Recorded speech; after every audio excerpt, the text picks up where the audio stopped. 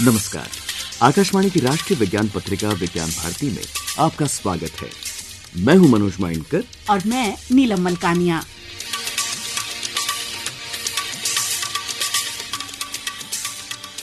वर्ष 2023 का अंतिम विज्ञान अंक एक तरह से कुछ भावुक तो कर ही देता है। विज्ञान प्रौद्योगिकी से जुड़े हर महीने के मील के पत्थर एक फिल्म की तरह जहन पर छाने लगते हैं। स्वाभाविक सी बात है, क्योंकि ये सभी उच्चांक देश की वैज्ञानिक प्रगति की गाथा ही सुनाते हैं। हाँ, लेकिन उनमें से कुछ ऐसे हैं जो इस वर्ष को सदा के लिए यादगार बनाते हैं। चंद्रयान 3 और आदित्य L1 मिशन ने तो हमारी क्षमताओं की गाथा को मानो आसमान पर स्वर्णाक्षरों में अंकित कर दिया। तो इधर धरती पर एक उत्कृष्ट उदाहरण है इस वर्ष CSIR का आयोजन 1 वीक 1 लैब अभियान, जिसने जटिल प्रयोगशालाओं के कार्य को समझना आम लोग और स्कूली छात्रों के लिए थोड़ा आसान बना दिया। उत्कृष्ट अनुसंधान के उदाहरण तो विज्ञान प्रौद्योगिकी के हर क्षेत्र में देखे गए। शांति स्वरूप भटनागर पुरस्कारों की इस वर्ष की सूची पर नजर डालें तो इसका अंदाज हो जाता है। आर्टिफिशियल इंटेलिजेंस और सेमीकंडक्टर डिजाइन जैसे क्षेत्रों में हमारे देश के वैश्विक आयोजन विकसित श्रेणी में प्रवेश का मार्ग प्रशस्त करते हैं। नीलम, आज तारीख क्या है? 23 दिसंबर 2023। सवाल भी पूछा तो इतना आसान सा। क्यों, क्या हुआ? नहीं, 23/12/2023 यानी 23122023। मुझे तो ये अनूठा समीकरण लगता है। श्रीनिवास रामानुजन होते तो इस संख्या में भी अंकों का कोई विशिष्ट पैटर्न खोज निकालते। हाँ, ये बात तो बिल्कुल सही कही। उन्हीं की जयंती यानी 22 दिसंबर को हम राष्ट्रीय गणित दिवस के रूप में मनाते हैं। विज्ञान प्रौद्योगिकी का, बल्कि मानव जीवन का कोई भी क्षेत्र हो, गणित विधा के बिना सब कुछ अधूरा है। इन सभी विधाओं को जन जन के नजदीक लाए बिना भी विकास अधूरा है। मतलब कोई ऐसा आयोजन हो जिसमें ये सब बोझिल पढ़ाई नुमा ना लगे। 2024 दस्तक दे रहा है। मुझे तुम्हारा सपना सच होता नजर आ रहा है मनोज। अच्छा, India international science festival Faridabad. क्या बात। इसी बात पर मिल आते हैं CSIR निस्पर के निदेशक डॉक्टर रंजना अग्रवाल से। लेकिन विज्ञान के साथ उत्सव शब्द मैं शायद ये पहली बार सुन रही हूँ। बिल्कुल पहली बार तो नहीं। सबसे पहले मैं कहना चाहूंगी, ये उत्सव एक नया शब्द नहीं है। इंडिया इंटरनेशनल साइंस फेस्टिवल 2015 से इसकी शुरुआत हुई और इस बार उसका 9वां संस्करण है। तो 8 बार हम ये स्थापित कर चुके हैं कि इंडिया इंटरनेशनल साइंस फेस्टिवल है, एक मेला है, एक त्योहार है, जिसमें समाज के सभी वर्ग के लोग, ना सिर्फ वैज्ञानिक, ना सिर्फ academicians, every section of the society can participate and can enjoy the fruits of science. सबसे बड़ा उद्देश्य ही यही है कि साइंस को हमने बहुत क्लिष्ट बना दिया है। तो स्कूल के बच्चों को भी ऐसा लगता है कि साइंस जो है बहुत मुश्किल है और सिर्फ कुछ चुनिंदा बच्चे जो कि बहुत टॉपर्स होते हैं क्लास में, वही साइंस पढ़ सकते हैं और बाकियों के लिए ये विषय नहीं है। लेकिन भारत एक ऐसा देश रहा है जहां पर समाज में वैज्ञानिक सोच थी और विज्ञान हर जगह उपस्थित था।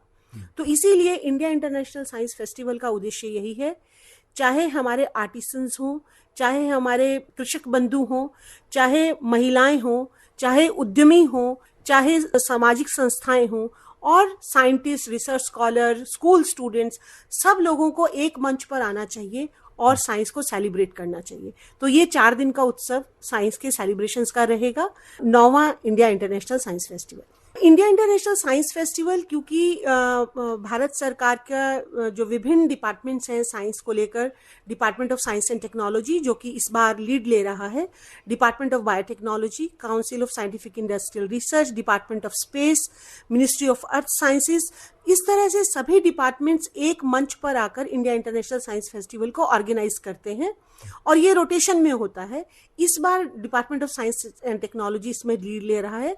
ये इस बार हरियाणा में हो रहा है। ये भी प्रयास रहता है कि भारतवर्ष के सभी कोनों में इंडिया इंटरनेशनल साइंस फेस्टिवल हो, चाहे वो पूर्व हो, चाहे पश्चिम हो, उत्तर हो, दक्षिण हो, तो सभी जगह ISF का आयोजन पूर्व में हुआ है और इस बार ये हरियाणा में फरीदाबाद में हो रहा है और वहां पर डिपार्टमेंट ऑफ बायोटेक्नोलॉजी के 2 संस्थान हैं, THS, THI and bio cluster, वहां पर इस संस्थान का आयोजन किया जाएगा।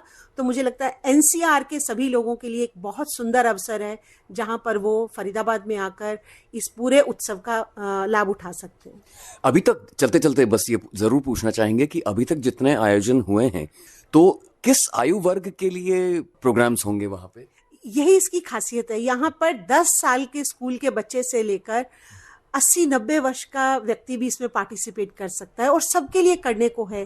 जैसे साइंस विलेज फेस्टिवल, तो गांवों के स्कूल के बच्चे, इसमें जनरली हमारा प्रयास ये रहता है कि हर पार्लियामेंट्री कॉन्स्टिट्यूएंसी से बच्चे यहाँ पर पधारें और वो सब बच्चे यहाँ पर आते हैं और वो Guinness book of world record में आज तक पार्टिसिपेट करते रहे हैं। इंडिया इंटरनेशनल साइंस फेस्टिवल ने बहुत से आयाम स्थापित किए हैं, लेकिन इस बार अब हम ये कह रहे हैं कि हम रिकॉर्ड बनाने की बजाय हम चैलेंज देना चाह रहे हैं कि हम ये चैलेंज पोज कर रहे हैं, कोई आए और इस चैलेंज को एक्सेप्ट करे।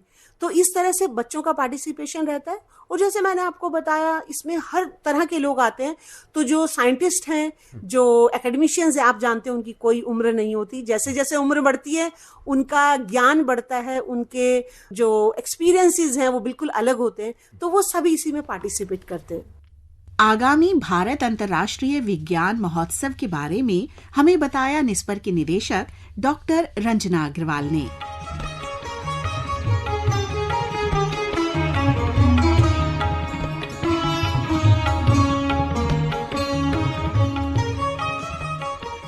गणित की बात हुई। हमारे देश में तो सहस्त्राब्दियों से गणित की विधाओं को लेकर अनुसंधान कार्य हुआ है।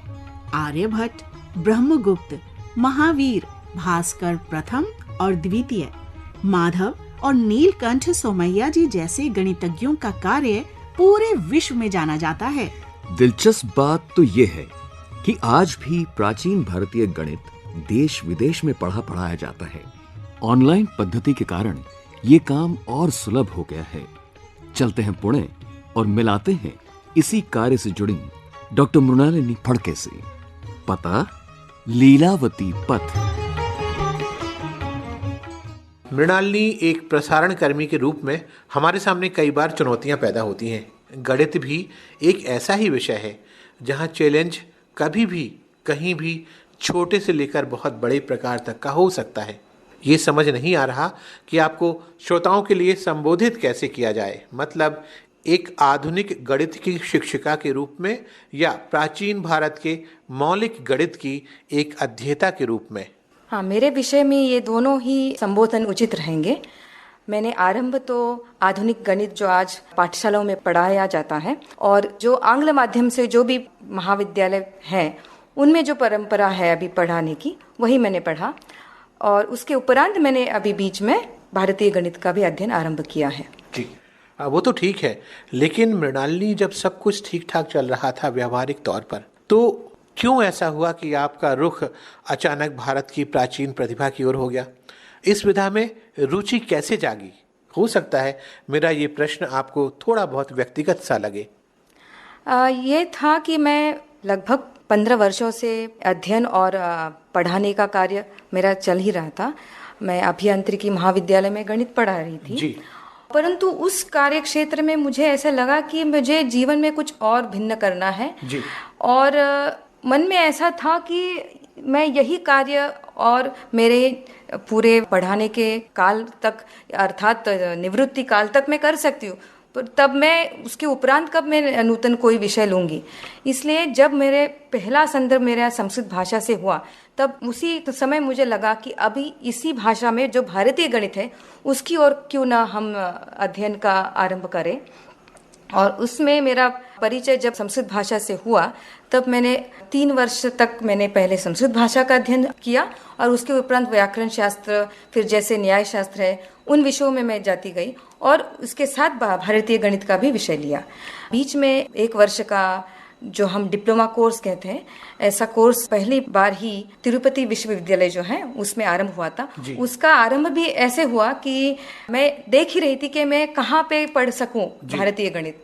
तो आज जो हम बोलते हैं ना संपर्क माध्यम में बहुत सारे ऐसे चलचित्र हैं जो हम देख के बोल सकते हैं ये भारत का गणित है, परंतु जैसे संस्कृत भाषा और उनमें लिखे सूत्रों को पढ़ना, अर्थात उसमें गुरु शिष्य परंपरा की अनिवार्यता तो है ही। इसके कारणवश मैं गुरु के अन्वेषण में थी और तभी मेरा ये जो तिरुपति विश्वविद्यालय के जो कुलपति हैं उनसे संपर्क हुआ, शर्मा महोदय, और उनको मैंने अनुरोध किया कि क्यों ना ऐसा कोई भारतीय गणित का एक उपक्रम आपके यहाँ आप पढ़ाने के लिए लीजिए। तो हमारे जैसे छात्र हैं जिनकी रुचि है कि भारतीय गणित क्या है और उनको पढ़ना है, तो ऐसा कोई अधिकांश देखा मैंने, ऐसे कोई भी विश्वविद्यालय नहीं जिसमें ये पढ़ाया जा रहा है विषय। तो ऐसा वो आरंभ हुआ 2 वर्ष पूर्व और मैंने वो पूरा जो पाठ्यक्रम है वो पूरा किया। जी, आप ये बताइए, आधुनिक गणित और प्राचीन भारतीय गणित में कितनी समानता है और कितनी ओवरलैपिंग है? इसका उत्तर होगा कि समानताएं तो है ही। इसका कारण, पहले मूल कारण है कि जो आधुनिक गणित है इसका आधार कहीं ना कहीं भारतीय गणित रहा है। पहले जो व्यापार के कारण जो आदान प्रदान होता रहा उसमें शिक्षा में भी आदान प्रदान हुआ है।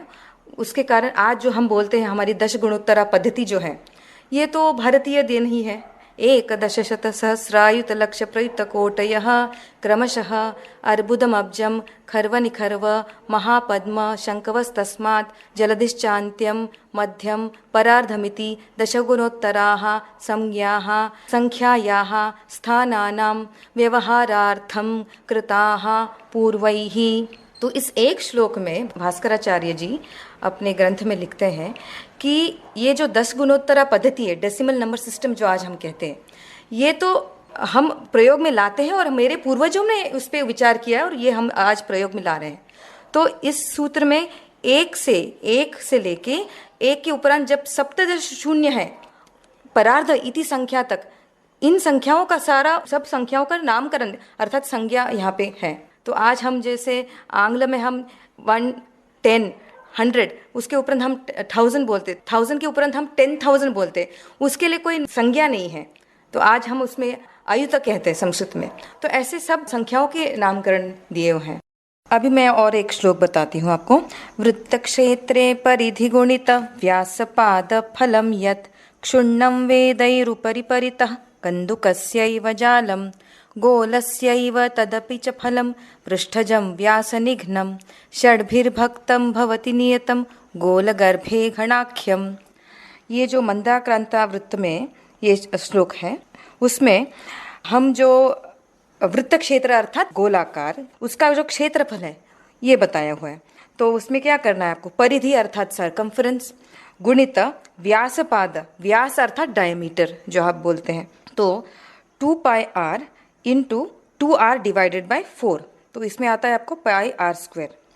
तो ये हो गया वृत्त का क्षेत्र। तो एक पाद में वृत्त क्षेत्र बोला है, यथ क्षुण्णं वेदैरुपरि परितः, अर्थात ये जो अभी क्षेत्र मिला है आपको उसको आपने 4 में गुणाकार करना है। क्षुण्णं वेदै, वेद अर्थात 4 वेद होते हैं हमारे, ये भूत संख्या है। तो कन्दुकस्यैव जालम अर्थात कंदुक के ऊपर, या जो आप गेंद बोलते हैं हिंदी में, तो उसका ऊपर का जो नेट सरफेस एरिया है उसका फल आ गया, तो 4πr² हो गया।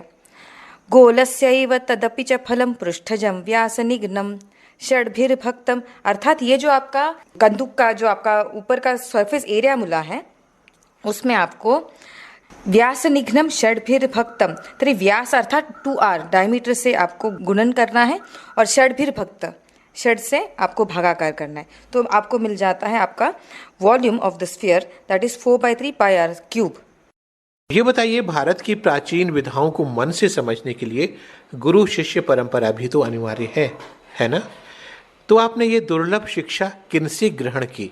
मेरे आचार्य हैं श्री तेजस कुलकर्णी, वो पुणे में ही रहते हैं। पुणे में उन्होंने अभी 1 वर्ष से एक गुरुकुल का आरंभ किया है वहाँ 8 छात्र उनके साथ पूर्णकाल रूप से अध्ययन परंपरा में जुड़े हैं। और मेरा, जैसे मैंने कहा कि तिरुपति विश्वविद्यालय में जो 1 वर्ष का पाठ्यक्रम पढ़ाया था, उसमें आचार्य ने ही मुझे पढ़ाया है और वैसे उनका संपर्क मेरा हुआ है और वो संपर्क अभी भी चल रहा है और मैं उनके साथ के मार्गदर्शन में लीलावती का अध्ययन आरंभ किया हुआ है। चलते चलते आपसे कुछ ज़्यादा ही आधुनिक प्रश्न कर रहा हूँ। हम जानते हैं कि आप ऑनलाइन गणित पढ़ाती हैं और वो भी सुदूर अमेरिका के छात्रों को। आपसे 2 बातें जानना चाहता हूँ।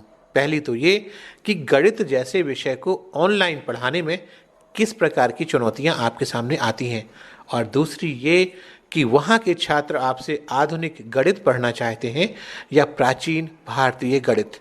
भारतीय गणित ही पढ़ना चाहते हैं, क्योंकि आज जो बच्चे अमेरिका में पढ़ रहे हैं तो वो भी हमारे जैसे आंग्ल माध्यम के जो भी पाठ्यक्रम है वही पढ़ते हैं, तो उनकी भी रुचि भारतीय गणित में आज उत्पन्न हुई है। उस कारणवश वो भारतीय गणित पढ़ते हैं। और माध्यम का हम कठिनाई बोलें तो आज बहुत ही कठिनाई ना के बराबर है। कारण यह है कि जब हमारे विश्व पे कोविड महामारी का काल था, उस समय सारी पाठशालाओं में ये जो आभासीय माध्यम का आज हम ऑनलाइन पढ़ाने की जो विधि बोल रहे हैं, उसका बहुत सारा संशोधन और उसका एक अच्छा प्रबल रूप सामने आया है। इसके कारण जैसे आज एक प्रकोष्ठ में बैठ के गुरु शिष्य पढ़ाता है, उसी का एक स्वरूप आज आभासीय माध्यम से मिलता है।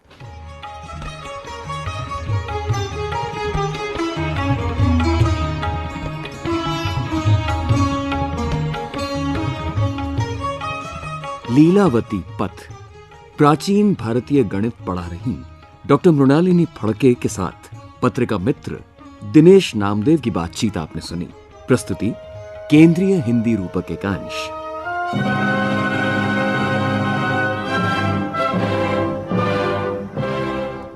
क्या ही संयोग है कि प्राचीन भारतीय गणितज्ञों में से कई उच्च कोटि के खगोल शास्त्री भी थे। आज भी खगोल शास्त्र और आधुनिक गणित का अंतरंग संबंध है।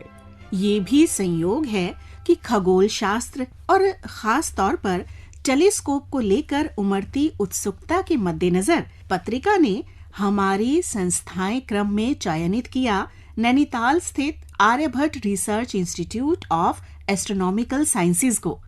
मिलते हैं निदेशक प्रोफेसर दीपांकर बनर्जी से।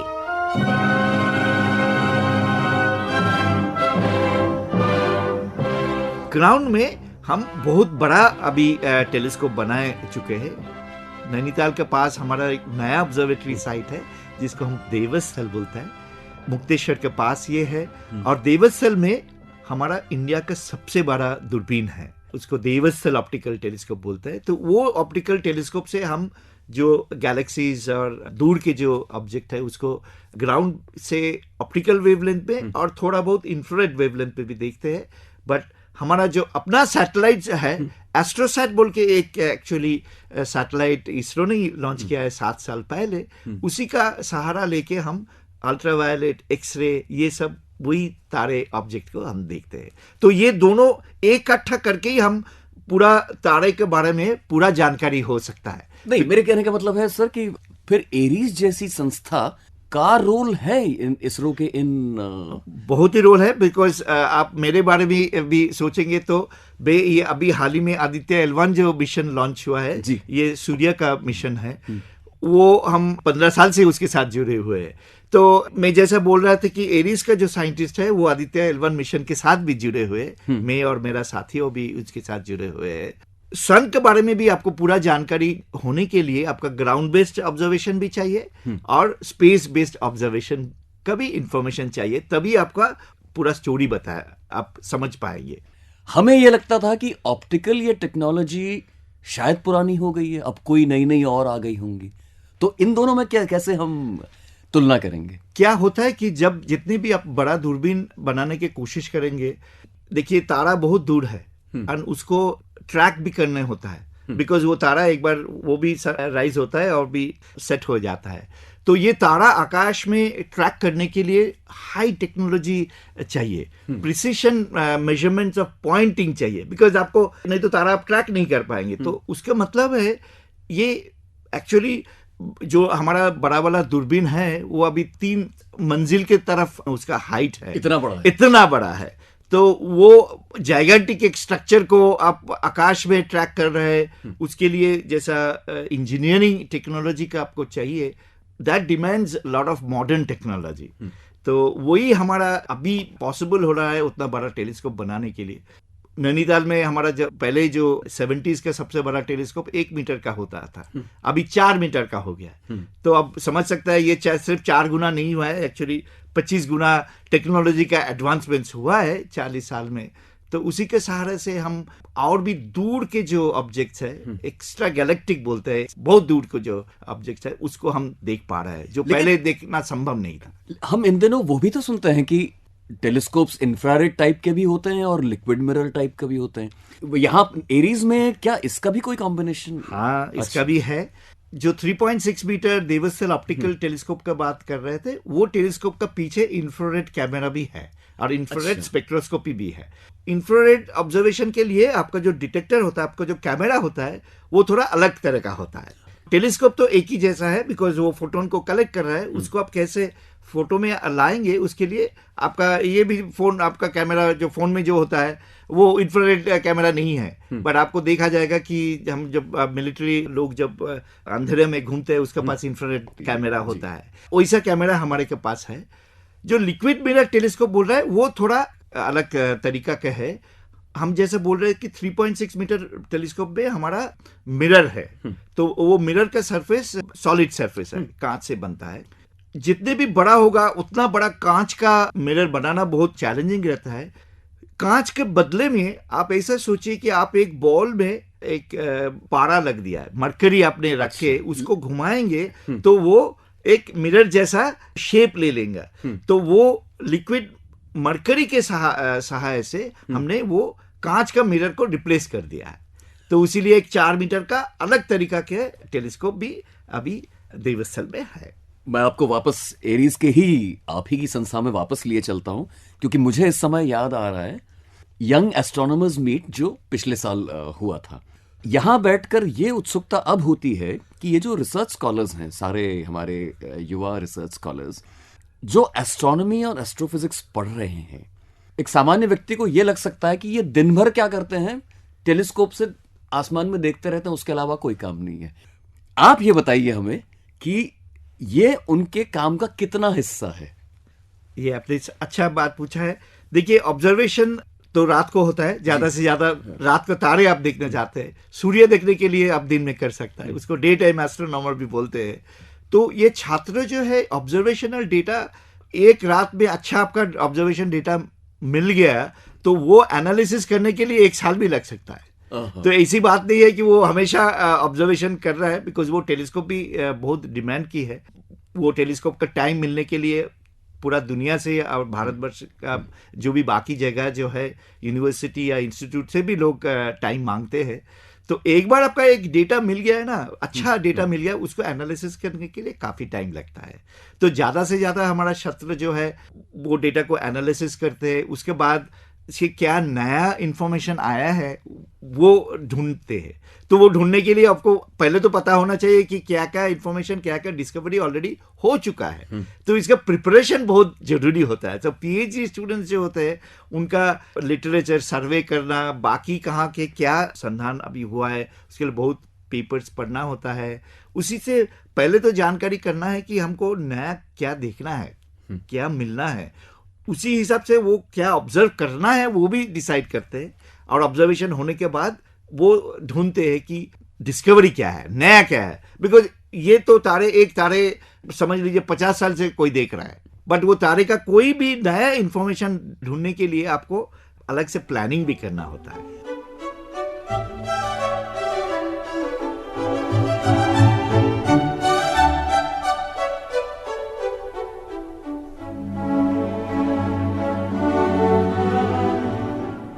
एस्ट्रोनॉमी एक विषय के तौर पर एरीज ही नहीं, मैं समग्र देश की बात कर रहा हूं। एज अ करियर हम देखें उसको, उसके आगे जो अपॉर्चुनिटीज मिलती हैं छात्रों को, उसके बारे में एक संक्षेप में हमें एक वो बताइए कि अन्य क्षेत्रों की तुलना में।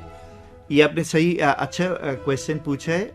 बड़ी बात एस्ट्रोनॉमी के लिए है कि आपने जैसे बताया कि ये फिजिक्स का एप्लीकेशन है, बट अभी क्या हुआ कि मल्टी डिसिप्लिनरी हो रहा है, बायोलॉजी का भी एप्लीकेशन है, एस्ट्रोबायोलॉजी इज ए सब्जेक्ट, ब्रह्मांड और इंटरप्लैनेटरी जो स्पेस होता है उसमें केमिस्ट्री के भी एप्लीकेशंस है, तो ये काफी मल्टी डिसिप्लिनरी सब्जेक्ट की एप्लीकेशंस अभी आ रहा है। उससे भी एक बड़ी बात है कि astronomy is actually big data science, because हम लोग इतना डेटा कलेक्ट करता है, टेराबाइट्स ऑफ डेटा कलेक्ट करता है, उसको जो प्रोसेसिंग होता है उसके लिए काफी सारे कंप्यूटेशन की जरूरत होता है। और एस्ट्रोनॉमी में जो हम देख रहे हैं वो फिजिकली क्या है एक्सप्लेन करने के लिए काफी सारे कंप्यूटर मॉडलिंग की जरूरत होता है। हम उसको बोलते हैं numerical simulation.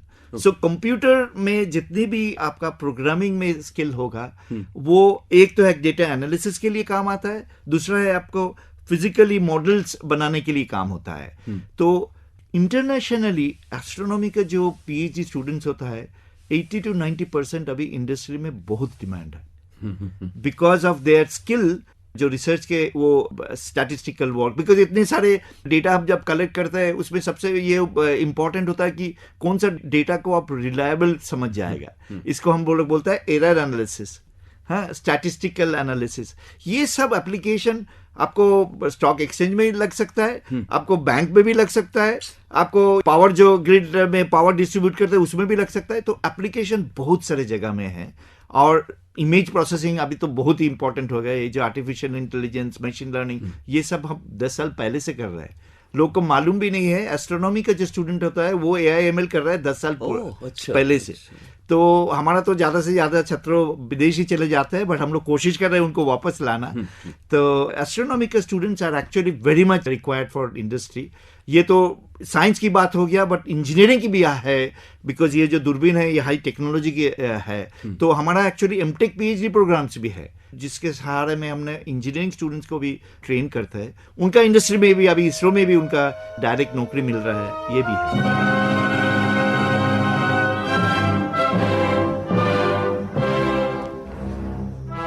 Aryabhata research institute of astronomical sciences के निदेशक प्रोफेसर दीपांकर बनर्जी को आपने सुना।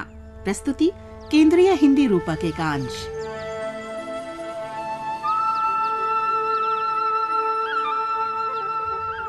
इस माह राष्ट्रीय ऊर्जा संरक्षण दिवस और विश्व मृदा दिवस को हम एक ही कैनवस पर रखकर देखें तो सीधा ध्यान जाता है ग्रासरूट लेवल पर। इसको शब्दशः लेते हुए कहने का अर्थ ये है कि हमारे देश के किसान रात दिन मेहनत करके फसल उगाते हैं, लेकिन क्या मंडी, खरीदार, माल परिवहन और समय के जटिल समीकरण को आसानी से सुलझा सकते हैं? क्योंकि हर बाजार के अर्थशास्त्र से जुड़े आयाम होते हैं। इसीलिए यानी कृषकों की सुविधा के लिए एक ऐप विकसित किया गया है जिसका नाम है किसान सभा ऐप। इसमें उन्हें अपने मोबाइल पर डिमांड, सप्लाई और ट्रांसपोर्ट के बिंदुओं पर चुटकी में बेस्ट सॉल्यूशंस मिलते रहेंगे। यानी मानव भी खुश, मृदा भी खुश और ऊर्जा पर्यावरण को फायदा।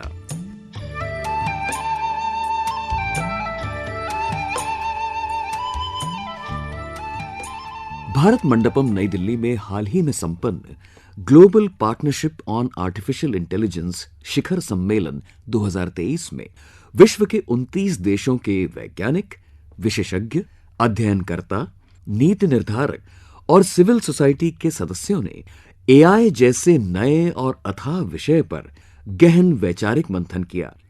इसमें 4 थीम्स थीं: responsible AI, data governance, future of work and innovation और कमर्शियलाइजेशन। सामुदायिक हितों से जुड़े ऐसे आयोजन भारत की सर्वे भवन्तु सुखिनः की भावना को दर्शाते हैं, साथ साथ अति आधुनिक प्रौद्योगिकी के साथ कदम मिलाने की क्षमता के भी परिचायक हैं। विकसित देश की श्रेणी में पदार्पण की राह में ये शुभ संकेत है। समय का ये पड़ाव हमारे विज्ञान जगत की कुछ विभूतियों की जीवन तिथियों के साथ जुड़ा हुआ है। डॉक्टर शांति स्वरूप भटनागर, आचार्य सत्येंद्र नाथ बोस, डॉक्टर अवतार सिंह पेंटल और डॉक्टर विक्रम साराभाई के अतुलनीय योगदान के लिए देश सदैव उनका ऋणी रहेगा। देश को जय विज्ञान का नारा प्रदान करने वाले श्रद्धेय श्री अटल बिहारी वाजपेयी को विनम्र नमन करते हुए लेते हैं अनुमति आपसे मनोज माइंडकर और नीलम मलकानिया। नव वर्ष की अग्रिम शुभकामनाएं। नमस्कार।